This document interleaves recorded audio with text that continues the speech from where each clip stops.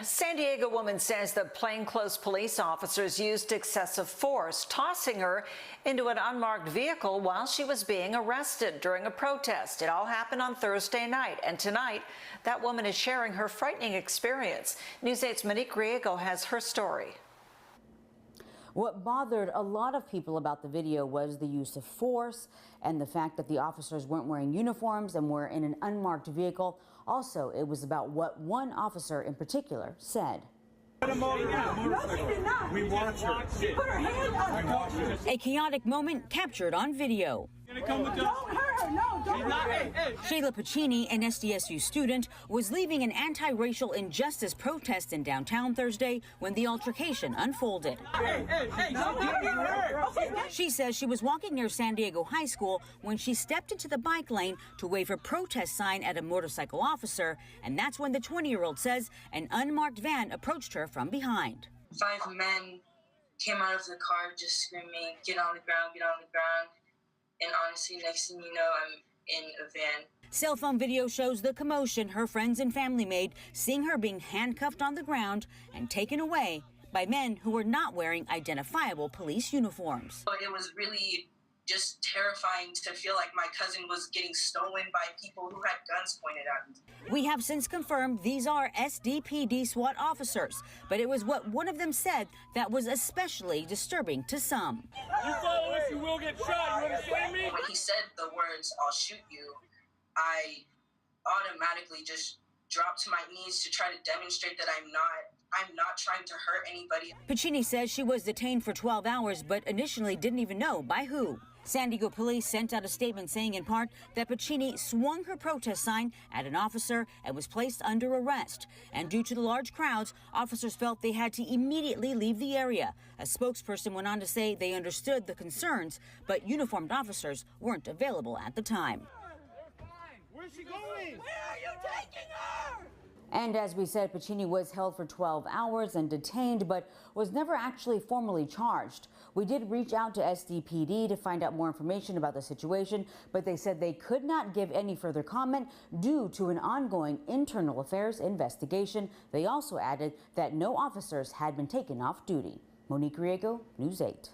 This morning, outrage is growing over the arrest of a protester over the weekend in Oakland. At issue is how he was arrested. There is cell phone video that only shows the final moments, but you can see there is a plainclothes officer who puts a protester into a van. Channel 11's Liz Kilmer is following this for us. And Liz, police say there was nothing wrong with what happened, but this man's attorney disagrees. Good morning, guys. Yeah, that's right. So the attorney for the protester charged says this was a wrongful. What are you doing? Hey! Hey! What are you doing? Hey! Hey!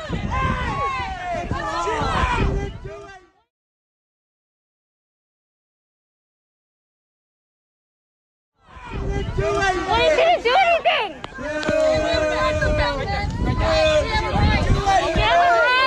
She didn't do anything! She didn't do anything!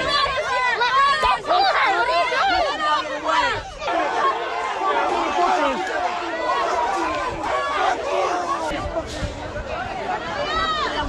She was just there, yo.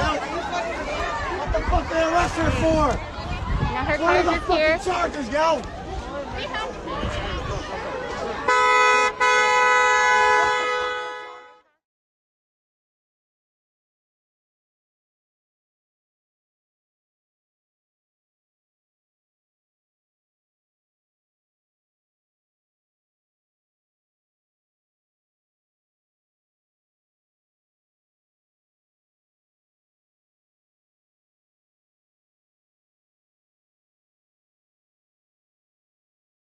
There's been fierce blowback and calls for an investigation after reports that federal officers are pulling Portland protesters into unmarked vans.